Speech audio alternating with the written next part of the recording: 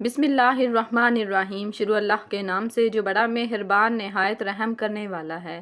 آپ کا اگر نماز پڑھنے کا دل نہیں کرتا، نماز میں دل نہیں لگتا، 3 لفظ کا وظیفہ کر لے، موت تک نماز قضا نہیں ہوگی۔ جس کو نماز کی فکر ہے صرف وہی سنے۔ اللہ عز و جل قرآن پاک میں ارشاد فرماتا ہے، ترجمہ کنز الایمان، بے شک مراد کو پہنچے ایمان والے جو اپنی نماز میں گڑ گڑاتے ہیں۔ اس آیت مبارکہ کے تحت فرماتے ہیں ان کے دلوں میں خدا کا خوف ہوتا ہے اور ان کے اعضاء ساکن ہوتے ہیں۔ بعض مفسرین نے فرمایا کہ نماز میں خشوع یہ ہے کہ اس میں دل لگا ہو اور دنیا سے توجہ ہٹی ہوئی ہو اور نظر جائے نماز سے باہر نہ جائے اور گوشہ چشم یعنی آنکھ کے کنارے سے کسی طرف نہ دیکھے اور کوئی عبث کام نہ کرے اور کوئی کپڑا شانوں پر نہ لٹکائے اس طرح کہ اس کے دونوں کنارے لٹکتے ہوں اور آپس میں ملے نہ ہوں اور انگلیاں نہ چٹکائے اور اس قسم کی حرکات سے باز رہے۔ بعض نے فرمایا کہ خشوع یہ ہے کہ آسمان کی طرف نظر نہ اٹھائے۔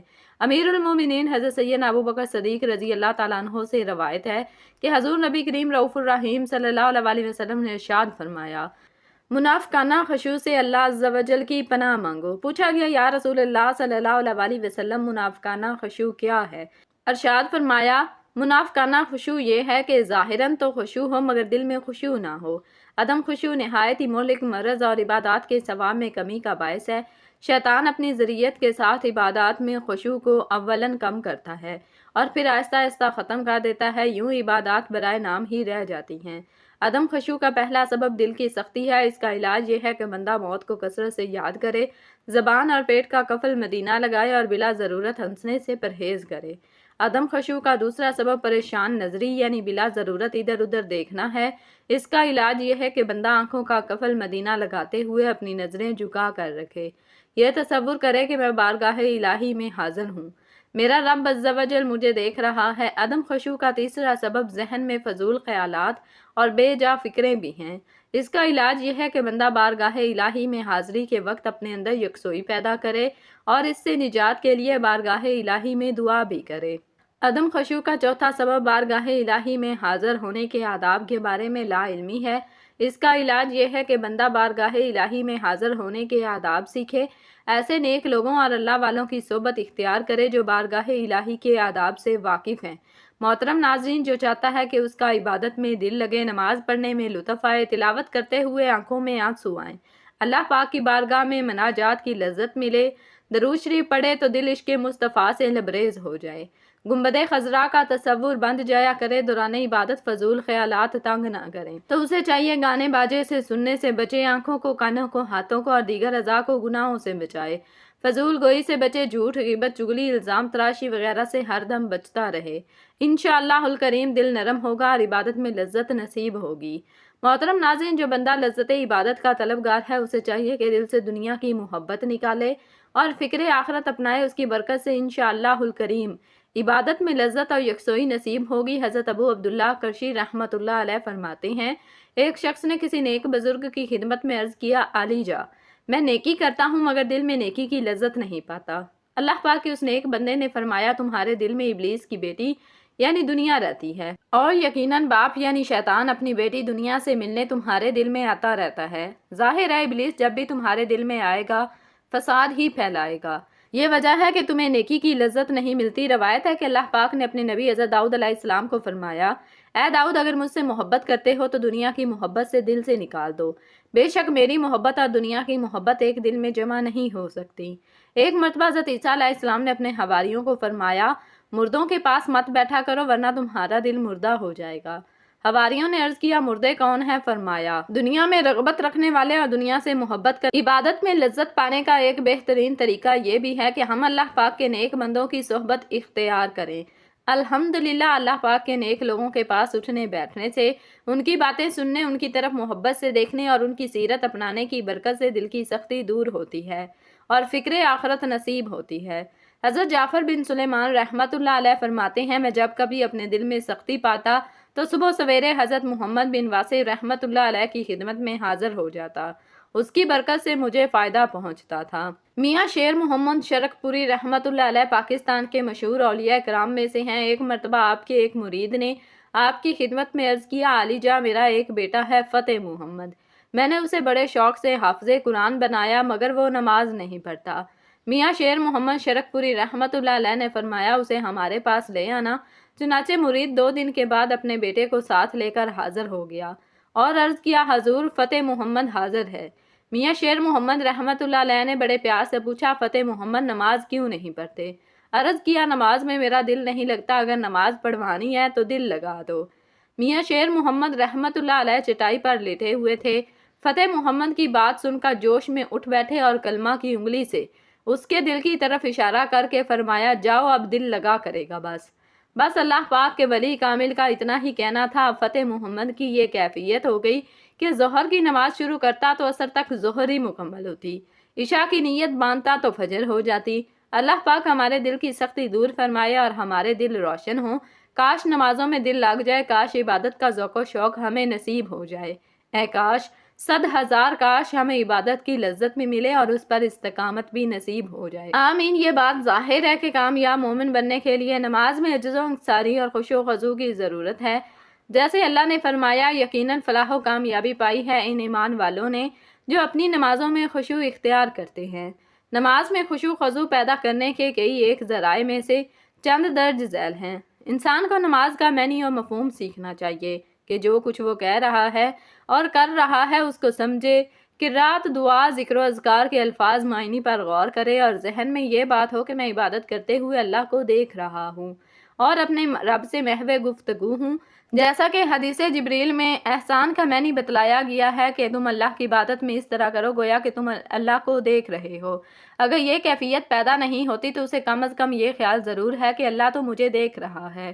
اس طریقے سے نماز کی لذت انسان محسوس کرے گا اور نماز آنکھوں کی ٹھنڈک بن جاتی ہے، جیسا کہ رسول اللہ صلی اللہ علیہ وسلم نے فرمایا میری آنکھوں کی ٹھنڈک نماز میں ہے۔ ایسی سوچ بچار دور کرنے کی کوشش کریں جو نماز میں آڑے آتی ہے۔ وسواس شیطانی کو دفع کریں تاکہ شہوات نفسانی سے دل نکل کر اللہ کی محبت میں اٹک جائے۔ نمبر 3، نماز پرسکون طریقے سے ادا کریں۔ جلد بازی سے کام نہیں لیں، جب تک نماز میں سکون و اطمینان نہ ہو نماز ادا نہیں ہوتی۔ جیسا کہ حدیث میں جو نماز میں رکوع و سجدہ صحیح ادا نہیں کرتا اسے نماز کا چور قرار دیا گیا ہے۔ ایک حدیث میں رکوع و سجدہ میں ٹھونگے مارنے والے کو اس بھوکے آدمی کی طرح قرار دیا گیا جو 1 یا 2 کھجوریں کھاتا ہے اور یا اسے کچھ فائدہ نہیں دیتی۔ نمبر 4، نماز کے اندر موت کو یاد کرے۔ جب موت یاد آئے گی تو نماز عمدہ طریقے سے ادا کرے گا اور یہ یقین کر کے نماز پڑھے کہ اسے شاید اگلی نماز پڑھنے کا موقع نہ ملے۔ اس ہے کہ نماز کی دعائیں اور اذکار زیادہ سے زیادہ یاد کرے اور مختلف نماز میں مختلف دعائیں اور اذکار جو حدیث صحیحہ میں وارد ہیں پڑھے، کیونکہ ایک مختصر سی دعا جو یاد کی ہوتی ہے وہ آدمی کی عادت اور روٹین میں آ جاتی ہے، پھر اس کی زبان پر ورد تو جاری ہوتا ہے لیکن دل فکر سے خالی ہوتا ہے۔ یعنی ہمارے نماز بطور عادت ہوتی ہے، عبادت نہیں۔ جب نماز کے اذکار مختلف یاد ہوں گے اور بدل بدل کر پڑھیں گے تو نماز میں دھیان اور توجہ رہے گی اور خشوع و خضوع حاصل ہوگا۔ نمبر 6، اگر نماز میں وسوسہ آ جائے تو اپنے بائیں جانب 3 مرتبہ تھوک کر اعوذ باللہ پڑھ لیں۔ اس طرح شیطان جو نماز کو بلا دیتا ہے اس کا ازالہ ہو جائے گا انشاءاللہ۔ جس جگہ نماز ادا کریں نقش و نگار تصاویر وغیرہ نہ ہوں کیونکہ یہ اشیاء نماز سے توجہ ہٹا دیتی ہیں۔ نمبر 8، اچھے لوگوں کی صحبت اختیار کریں تاکہ نیکی کی رغبت ہو اور برے لوگوں کی صحبت سے اجتناب کریں۔ نمبر 9، اگر حاجت تنگ کر رہی ہے تو پہلے حاجت کو جائیں پھر نماز ادا کریں۔ پیشاب یا پخانہ روک کر نماز پڑھنا درست نہیں۔ نمبر 10، نیند کا غلبہ ہو تو پہلے نیند پوری کر لیں پھر نماز پڑھیں۔ نمبر 11، گفتگو کرنے والے آدمی کے پیچھے کھڑے ہو کر نماز نہ پڑھیں کیونکہ اس کی گفتگو بھی نماز سے غافل کرنے کا باعث ہو سکتی ہے۔ نمبر 12، دوران نماز نظر ادھر ادھر نہ گھمائیں۔ نمبر 13، اسی طرح کبھی رات کا قیام کیا کریں اور اگر ممکن ہو تو معمول بنا لیں، اس سے بھی خشیت الہی نصیب ہوتی ہے۔ اگر مذکورہ بالا امور پر توجہ دی جائے تو اللہ کے فضل و کرم سے نماز میں خشوع و خضوع نصیب ہو جاتا ہے۔ اللہ ہمیں ایسی نماز بنائے کہ ہم اس کی بندگی صحیح نہیں کر سکے اور شیطانی وسوسہ اور عجز و انکساری سے دور کرنے والے ذرائع سے اللہ محفوظ فرمائے۔ آمین۔ محترم ناظرین، نماز کے وقت اللہ تعالیٰ نماز ہی کی طرف متوجہ ہوتا ہے۔ اللہ تعالیٰ انسان کو سجدہ کرتے وقت ہی سب سے زیادہ پسند کرتا ہے جب انسان نماز کے لیے تیار ہوتا ہے۔ تو جنت کے دروازے کھول دیے جاتے ہیں اور نماز کی جانب جتنے قدم بڑھاتا ہے اس کے اتنے گناہ معاف کر دیے جاتے ہیں اور اتنا ہی ثواب اس کے حق میں لکھ دیا جاتا ہے۔ جنگ ہو یا چاہے کوئی دشمن کی تلوار کے سائے میں یا پھر دشمن کے ڈر سے اپنی جان بچا کر بھاگ رہا ہو، اس وقت بھی نماز کو قضا کی صورت میں ادا کرنا لازم ہے اور فرض ہے۔ یہ اسلام کا فرمان ہے اور نماز بے شک دارین کی سعادتوں کا ضامن ہے۔ اللہ عز و جل قرآن مقدس میں ارشاد فرماتا ہے، ترجمہ کی یہ کتاب پرہیزگاروں کو ہدایت ہے جو غیب پر ایمان لائے اور نماز قائم رکھتے اور ہم نے جو دیا ان میں سے ہماری راہ میں خرچ کرتے ہیں۔ وہ اور فرماتا ہے، ترجمہ نماز قائم کرو اور زکوٰۃ ادا کرو، رکوع کرنے والوں کے ساتھ نماز پڑھو، یعنی مسلمانوں کے ساتھ کہ رکوع ہماری شریعت میں ہے، یا تو پھر باجماعت نماز ادا کرو۔ نماز کا متعلقہ ترک تو سخت ہولناک چیز ہے، اسے قضا کر کے پڑھنے والوں کے لیے فرماتا ہے، خرابی ان نمازیوں کے لیے جو اپنی نماز سے بے خبر ہیں، وقت گزار کر پڑھنے اٹھتے ہیں۔ نماز کی اہمیت اس سے بھی پتہ چلتا ہے کہ اللہ رب العزت نے سب احکام اپنے حبیب صلی اللہ علیہ وسلم کو زمین پر بھیجے۔ جب نماز فرض کرنی منظور ہوئی تو حضور صلی اللہ علیہ وسلم کو اپنے عرش عظیم پر بلا کر اسے فرض کیا اور شب اسراء یعنی معراج کی رات میں یہ تحفہ دیا۔ اسی طرح اور فرماتا ہے کہ بے شک نماز مومنوں پر اپنے مقررہ وقت میں ادا کرنا فرض ہے، اور فرماتا ہے کہ نماز قائم کرو اور زکوٰۃ دو، اور فرماتا ہے، ترجمہ اپنے رب کی اس وقت تک عبادت کرو جب تک کہ تیری موت نہ آ جائے۔ اس طریقے سے اللہ تبارک و تعالیٰ نے پورے قرآن میں مختلف مقامات پر مختلف طریقوں سے 186 مرتبہ اپنے بندوں کو نماز قائم کرنے کا حکم دیا ہے، کیونکہ نماز تمام برائیوں سے روکتی ہے، جیسا کہ قرآن مقدس میں ذکر ہے، ترجمہ کہ بے شک نماز تمام برائیوں اور برے کاموں سے روکتی ہے۔ اللہ تعالیٰ اپنے بندوں کو نماز پر پابندی کرنے کی تلقین اس لیے کر رہا ہے تاکہ اس کے بندے ضلالت اور گمراہی کی دلدل میں نہ پھنسے اور حق کی راہ پر گامزن رہیں، تمام تر اختلافات اور مصیبت سے بچے رہیں۔ اگر آپ قرآن مقدس کی تلاوت کریں گے تو بے شمار آیات آپ کو ایسی ملیں گی جو نماز کی فرضیت پر دلالت کرتی ہیں، اور آپ جان لو گے کہ بے شک نماز ہر حال میں فرض ہے اور اس سے بچنے کا کوئی چارہ کار نہیں۔ حضرت عقبہ بن عامر رضی اللہ تعالیٰ عنہ سے روایت ہے کہ سید المرسلین صلی اللہ علیہ وسلم نے ارشاد فرمایا، جو بھی مسلمان اچھے طریقے سے وضو کرتا ہے پھر کھڑے ہو کر اس طرح 2 رکعت نماز پڑھتا ہے کہ اپنے دل اور چہرے سے متوجہ ہو کر یہ 2 رکعتیں عطا کرتا ہے تو اس کے لیے جنت واجب ہو جاتی ہے۔ حضرت عبداللہ بن عمر رضی اللہ تعالیٰ عنہما سے روایت ہے کہ حضور پر نور صلی اللہ علیہ وسلم نے ارشاد فرمایا، جس نے نماز پر ندامت کی تو قیامت کے دن وہ نماز اس کے لیے نور، برہان اور نجات ہوگی، اور جس نے نماز کی مخالفت نہ کی تو اس کے لیے نہ نور ہے، نہ برہان، نہ نجات، اور وہ قیامت کے دن قارون، فرعون، حامان اور ابی بن خلف کے ساتھ ہوگا۔ حضرت ابو سعید خدری رضی اللہ تعالیٰ عنہ سے روایت ہے کہ حضور اقدس صلی اللہ علیہ وسلم نے ارشاد فرمایا، جس نے جان بوجھ کر نماز چھوڑی تو جہنم کے اس دروازے پر اس کا نام لکھ دیا جاتا ہے جس سے وہ داخل ہوگا۔ حضرت انس بن مالک انصاری رضی اللہ تعالیٰ عنہ جو کہ حضور نبی کریم صلی اللہ علیہ وسلم کے صحابی اور خادم خاص تھے، فرماتے ہیں کہ حضور نبی اکرم صلی اللہ علیہ وسلم کے مرض وصال میں حضرت ابو بکر رضی اللہ تعالیٰ عنہ لوگوں کو نماز پڑھاتے تھے۔ چنانچہ پیر کے روز لوگ صفیں بنائے نماز ادا کر رہے تھے کہ اتنے میں حضور صلی اللہ علیہ وسلم نے حجرہ مبارک کا پردہ اٹھایا اور کھڑے کھڑے ہمیں دیکھنے لگے۔ اس وقت آپ صلی اللہ علیہ وسلم کا چہرہ انور قرآن کی اوراق کی طرح معلوم ہوتا تھا۔ جماعت کو دیکھ کر آپ صلی اللہ علیہ وسلم مسکرائے۔ آپ صلی اللہ علیہ وسلم کے دیدار پر انوار کی خوشی میں قریب تھا کہ ہم نماز توڑ دیں۔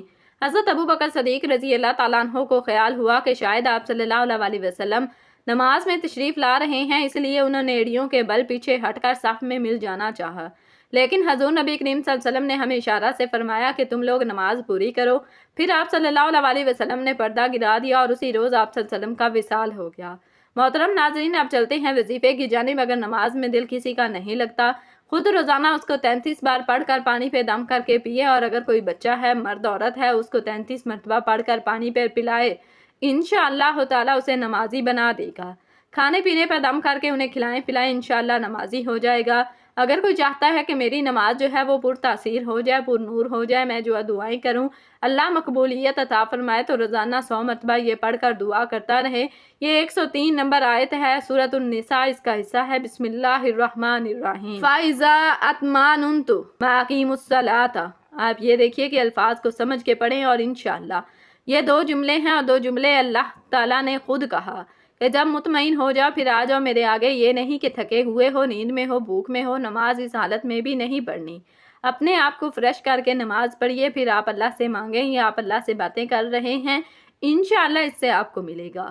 اور آپ یہ 100 مرتبہ پڑھ کر جتنے دن پڑھیں کم از کم 11 دن پڑھیں، اللہ تعالیٰ آپ کی نماز میں سکون لے آئے گا، نماز میں آپ کے دل لگی لے آئے گا، خشوع لے آئے گا اور آپ اس آیت کو سمجھ لیں، انشاءاللہ اطمینان بھی آپ کو حاصل ہوگا۔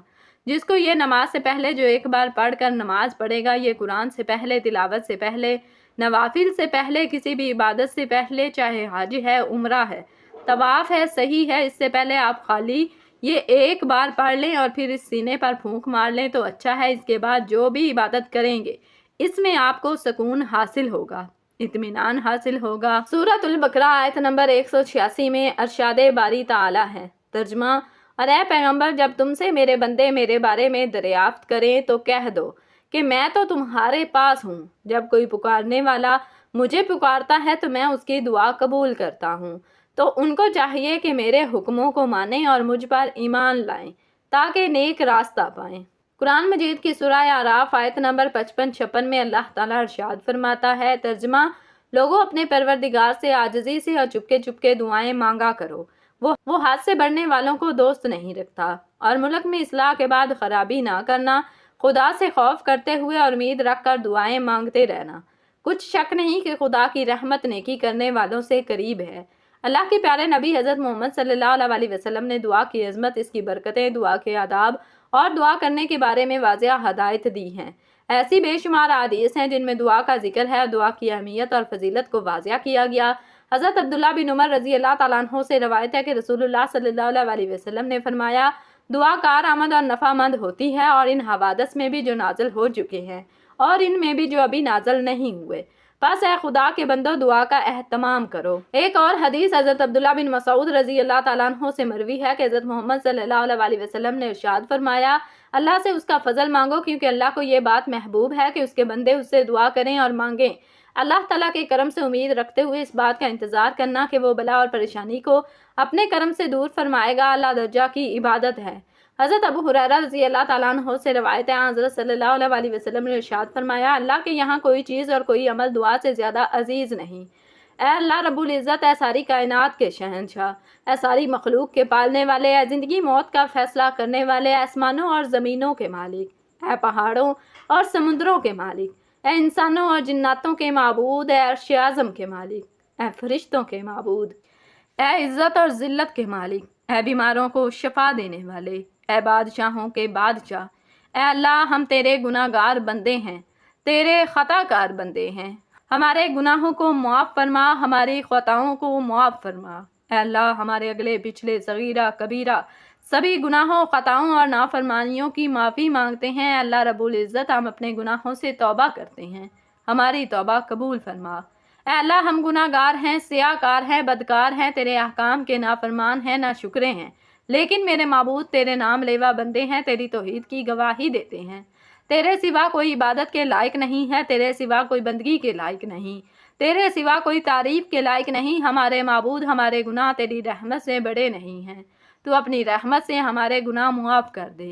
اے اللہ پاک، ہمیں گمراہی کے راستے سے ہٹا کر صراط مستقیم کے راستے پر چلنے والا بنا دے۔ اے اللہ ایسی نماز پڑھنے کی توفیق عطا کر جس نماز سے تو راضی ہو جائے، زندگی میں ایسے نیک اعمال کرنے کی توفیق عطا کر جن اعمالوں سے تو راضی ہو جائے، ہمیں ایسی زندگی گزارنے کی توفیق عطا کر جس زندگی سے تو راضی ہو جائے، ایمان پر زندہ رکھ اور ایمان پر ہی موت عطا کر۔ اے اللہ ہمیں تیرے احکام کی فرما برداری کرنے والا بنا، اور تیرے پیارے حبیب جناب محمد رسول اللہ صلی اللہ علیہ وسلم کے نیک اور پاکیزہ آداب کو اپنانے والا بنا دے۔ اے اللہ ہماری پریشانیوں کو دور کر دے۔ اے اللہ جو بیمار ہیں انہیں شفائے کاملہ عطا فرما۔ اے اللہ جو بے اولاد ہیں انہیں اپنے خزانوں میں سے نیک اور صالح اولاد عطا فرما۔ اے اللہ جن کے جو کام رکے ہوئے ہیں وہ پورے کر دے۔ اے اللہ بچھڑے ہوں کو ملا دے۔ اے اللہ شادی شدہ جوڑوں میں محبت اور خلوص پیدا کر دے اور ان کی زندگیوں میں برکت ڈال دے۔ اے اللہ تمام لڑکے اور لڑکیوں کے نصیب اچھے کر۔ اے اللہ جو قرض کے بوجھ تلے دبے ہوئے ہیں ان کا قرض جلد سے جلد ادا کروا دے۔ اے رب العزت شیطان سے ہماری حفاظت فرمائے۔ اللہ حلال رزق کمانے کی توفیق عطا فرما۔ آمین۔